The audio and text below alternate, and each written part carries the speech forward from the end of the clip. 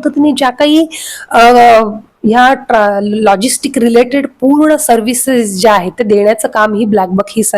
जी company आहे ती करतीये. ओके ओके सो याचाच जो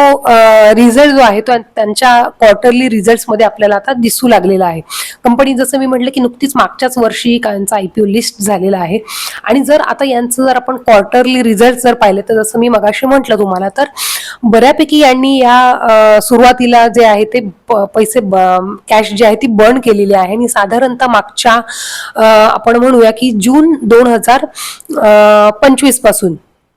मार्च 2025 पासून साधारणतः ही कंपनी जी आहे ती प्रॉफिटेबल झालेली आहे पूर्णतः असं आपण याच्यामध्ये म्हणू शकतो. ओके तर याच्यामध्ये मार्च 2025 पासून म्हणजे यांचं जर एकतर सेल्स रेव्हेन्यू जर पाहिलं तर जवळपास YOY सेल्स ग्रोथ जी आहे ती 29%, 54%, 52% अशा पद्धतीची आहे. आता तसं म्हटलं तर हा जो सप्टेंबर 2025 म्हणजे Q2 जो होता तो साधारणतः जसं आपल्याला माहिती आहे की आपल्या भारतामध्ये भरपूर पाऊस इथे असतो, रस्ते वगैरे फार भयंकर असतात आणि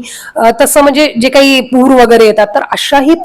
परिस्थितीमध्ये कंपनीने खूप चांगल्या पद्धतीचा बिझनेस जे आहे म्हणजे आपल्याला तर माहिती आहे की मान्सून यावेळेस किती लांबला तरीही कंपनीने चांगल्या पद्धतीने म्हणजे 52% सेल्स ग्रोथ इथे घडून आणलेली आहे. सो हे खूप रिमार्केबल गोष्ट आहे. ओके आणि याच्यामध्ये शिवाय यांनी जे काही ऑपरेटिंग प्रॉफिट मार्जिन जे आहे जवळपास 25% ऑपरेटिंग प्रॉफिट मार्जिन याच्यामधनं काढलेलं आहे या Q2 FY26 मध्ये. ओके आणि जसं आपण इथे पाहिलं म्हणजे 149चा त्यांचा टोटल 149 CRचा जो काही टोटल सेल्स यांनी या क्वार्टरमध्ये केलेली आहे जी जवळपास 52% ग्रोथ आहे मागच्या क्वार्टरच्या कम्पॅरेटिव्हली म्हटली तर आणि साधारणतः